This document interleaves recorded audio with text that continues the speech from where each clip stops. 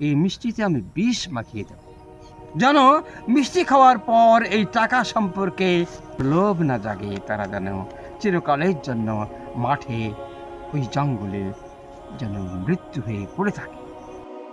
আসসালামু আলাইকুম রহমতুল্লাহি ওয়া বারাকাতুহু। দুনিয়ার লোভ মানুষকে মৃত্যুর দিকে ঠেলে দেয়। এ বিষয়ে আপনাদের কাছাকাছি এসে একটি গল্প শোনাচ্ছি।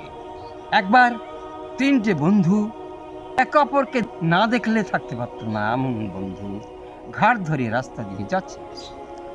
এর ঘাড় সে ধরে, তার ঘাড় অন্যজন ধরে, তিনজন বন্ধু যাচ্ছে।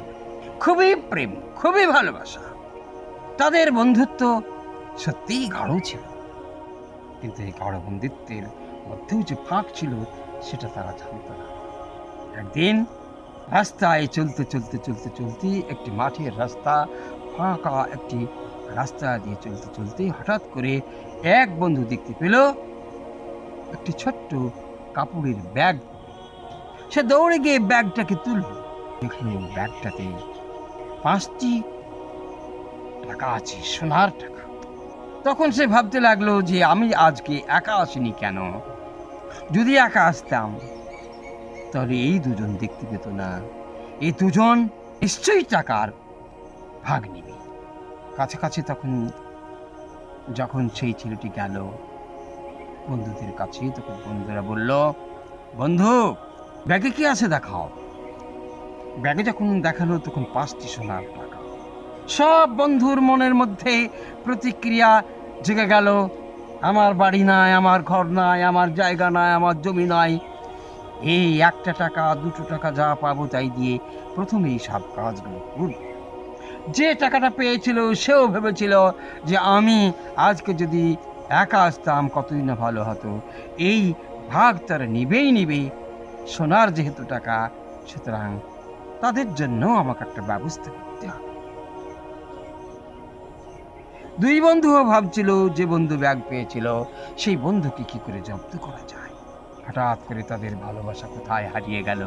সোনার টাকার লোভে তাদের অন্তর থেকে ভালোবাসা উবে গিয়ে শত্রুতায় পরিণত। তারা দুই বন্ধু এই চুক্তি তাদের মনের মধ্যে এনে দিল। যারা চিন্তা ভাবনা করলো, যুক্তি করলো, যে বন্ধু টাকা পেয়েছে এই বন্ধুকে সামনে বাজারে মিষ্টি কিনতে যেতে বলতে হবে। বন্ধু তুমি টাকা পেয়েছো, মিষ্টি খাওয়াও। শহর থেকে, এই সামনেই শহর, ওখান থেকে কিছু মিষ্টি নিয়ে এসো, আমরা এখানে বসি। যে টাকা পেয়েছিল সে ভাবলো ব্যাগ তো ছাড়া হবে না, ব্যাগ নিয়েই যেতে হবে। সে চলে গেল, তারাও কিছু বললো না। যে টাকা পেয়েছিল যে বন্ধুটি, ওই বন্ধুটি মনে মনে ভাবলো ঠিকই কথা বলেছো, মিষ্টি কেনার কথা বলেছো, এই মিষ্টিতে আমি বিষ মাখিয়ে দেব, যেন মিষ্টি খাওয়ার পর এই টাকা সম্পর্কে কোনো লোভ না জাগে। তারা যেন চিরকালের জন্য মাঠে ওই জঙ্গলে যেন মৃত্যু হয়ে পড়ে থাকে। সে মিষ্টি কিনলো এবং মিষ্টিতে বিষ মাখিয়ে আলাদা আলাদা করে রাখলো, বিষাক্ত মিষ্টিগুলো এবং আলাদা মিষ্টি। তারাও ভাবলো যখন সে ফিরবে তখন অযথা এত দেরি হলো কেন এত দেরি হলো এই বলে তাকে মার শুরু করতে হবে এবং মেরে তার টাকা নিয়ে ভেগে যেতে হবে। মিষ্টি খাইয়ে টাকা নিয়ে আমাদেরকে জয়ী হতে হবে।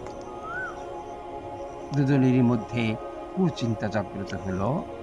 একটা সময় সে মিষ্টিতে যেমন বিষ মেখালো, তেমনি করে তারাও তাকে আসলেই জিজ্ঞেস করলো, কোথায় গিয়েছিলে, এত দেরি কেন, ক্ষুধার্ত অবস্থায় আছি, তুমি কি আমাদের সাথে বন্ধুত্ব করবে না, টাকা পেয়েছো এই জন্য কি আমাদেরকে ভুলে যাবে? এই সব বিভিন্ন অজুহাত দেখিয়ে ওই যে টাকা পেয়েছিল যে বন্ধুটিকে তারা মেরে দিল।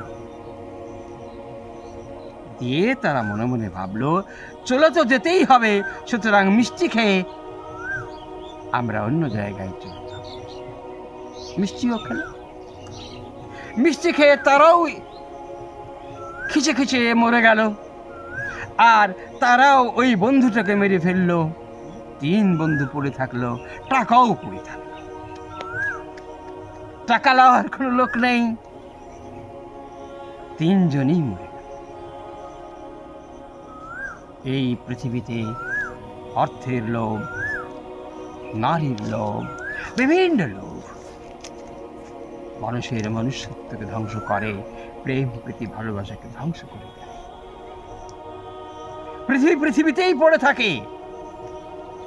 সব হিংস্র অত্যাচারীকে নির্মম ভাবে বিদায় হতে হয়। এই গল্পের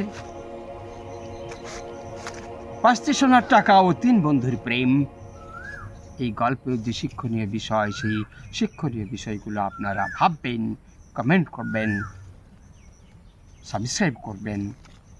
এই অনুরোধ রাখি আমি সৈয়দ ইমাম আজম আপনাদের কি গল্পটি শুনিয়ে अलविदा, आदाब, अस्सलामु अलैकुम।